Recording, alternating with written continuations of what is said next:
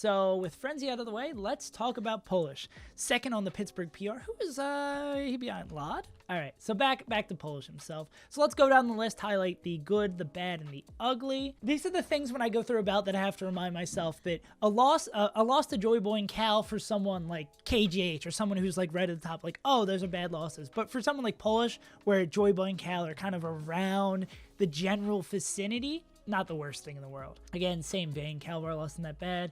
Tiramisu and Warmer, who are 9th and 5th in New England, so getting a little bit better feel. So again, these aren't like great, these aren't like hallmark wins, but these are good wins to get a feel for where Polish is. Michael and Kel's wins. It seems like we got two players that are really helping out the homies in this one, also helping out Polish, but having a Michael and Kel's win, especially as a Peach player beating Michael, who is it Michael and Bananas who have those notoriously really, really long sets? So winning a Peach set against Michael seems like a great thing as well. And Pleva, 4th best Sheik in Chicago.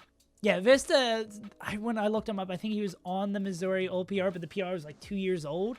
But that's probably the only one here, because I really don't have a good gauge on his skill level, but Chabo's right around the Zamu level. So I'd say maybe these are kind of iffy. I don't think Vista would maybe be the only one I'd be willing to highlight if I knew a little bit more about Vista. But again, we have to contextualize players at this level in a different mindset that we'd be contextualizing someone like Ginger or KJH or someone like that. I don't know why I picked 2 Michigan players off the top of my head. I think this right here that's top 100 player.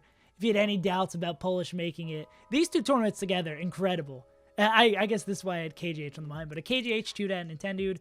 For a reminder, KGH was 21st in the Summer PGR. Chudat was 28th. Chudat's probably going to end up somewhere between like 25 to 45. And who was the other one? Nintendude. Yeah, Nintendude's like still a good win. Nintendude's still a good player, guys. Hopefully you don't need me to tell you that, even though he switched over to almost exclusively Marth. Yeah, Majorisk. Again, Majorisk is 8th in Pittsburgh. But I think that's totally fine. Oh, beating and Ixes now that I see that. That's totally fine. And I'd love to see Polish's head-to-head all-time versus Majorist. But if this is like the small microcosm of how their heads-to-heads go, if he's 2-1 up on, that's pretty good. Also, I completely forgot that he has a K2 win as well. You'd be ludicrous to say that Polish isn't going to make it with KDH win, Chudat win. I think maybe it's mainly this event on its own, supported by the K2, and having really, there's iffy losses. I want to say, I'm gonna highlight these to kind of make them stand out from the rest. Yeah, I wouldn't say any of these are bad losses. Again, for a player of this caliber, these are losses you would be kind of expecting, but these aren't bad losses. And I think the positive from the KJH win, the Chudat win, the Nintendo win, the Kalamazoo win, all these wins kind of outweigh that, especially having a lot good losses all throughout here. So I think that's probably it for Polish. What I wanted to do, well, I guess that's a really bad comparison point. I was going to say, going through this, I wanted to keep a running tally of the people whose resumes I was reviewing. But comparing an EU player, one-to-one EU player to a US player is really kind of tough, even though they do have these both.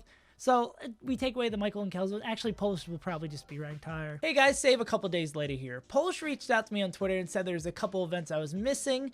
I couldn't really look them up in a convenient manner because I went off everything that was listed on Liquipedia and then went through a Smash GG page all the way back to the events I could see.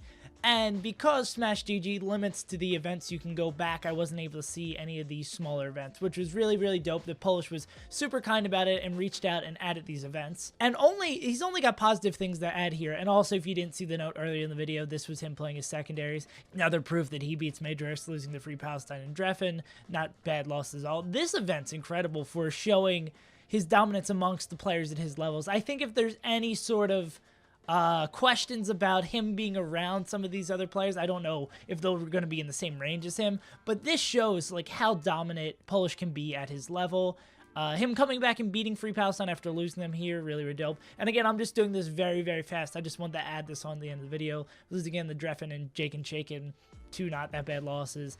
And then beating Reeve in the run back here, as well as picking up a win over Rick and Dreffen. That improvement here from losing to winning, even though he did lose to him again in a set. I don't know if let me double check if that was also the second time they met at the event. Okay, so his sets against Dreffen were in Grand Finals. So this was him winning set 1 of Grand Finals and losing set 2 of Grand Finals. But still going from losing to him to taking his set off him, Great to see improvement for, especially for Polish's trajectory before. And speaking of this Rick win, which is also really, really good, he had a Rick win at Hold That L that I missed out on. He also had a grab win here at WNS 2. But yeah, I just wanted to add this little thing at the end. And also tonight on the ranking show, 7 p.m. over at Twitch, I'll be doing 4 more players that I still haven't decided yet. So if you enjoy this kind of thing and want to be here for the discussion of players and give me your insights while we're talking through them, go follow me on Twitch because I'll be streaming tonight. And then my full ballot will also be streamed during all of ballot season.